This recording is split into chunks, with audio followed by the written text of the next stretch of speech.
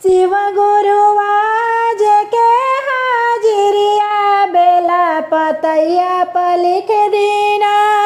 शिव गुरु आज के हाजिरिया बेला पतैया पर लिख दीना। सास जी के लिखी हमारा ससुर जी के लिखी ना। सास जी के लिखी हमारा ससुर जी के लिखी ना। शिव गुरु देवर के हाजिरिया बेला पतैया पर लिख दीना। शिव गुरु ननद के हाजिरिया बेला पतैया पर लिख देना। शिव गुरु आज के हाजिरिया बेला पतैया पर लिख देना।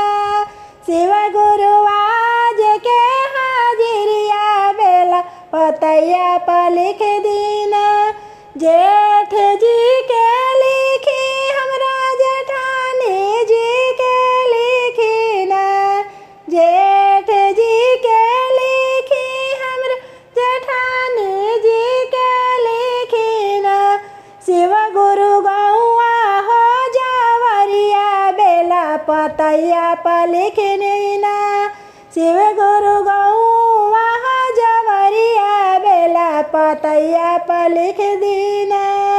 शिव गुरु आज के हाजिरिया बेला पतैया पर लिख देना। शिव गुरु आज के हाजिरिया बेला पतैया पर लिख देना। हमारा जे लिखी हमरा सैया जी के लिखी ना।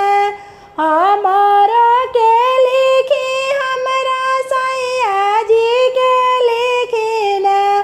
शिव गुरु बेटा के हाजिरिया बेला पतैया पर लिख देना। शिव गुरु बेटी के हाजिरिया बेला पतैया पर लिख देना। शिव गुरु आज के हाजिरिया बेला पतैया पर लिख देना। शिव गुरु आज के हाजिरिया बेला पतैया पर लिख देना।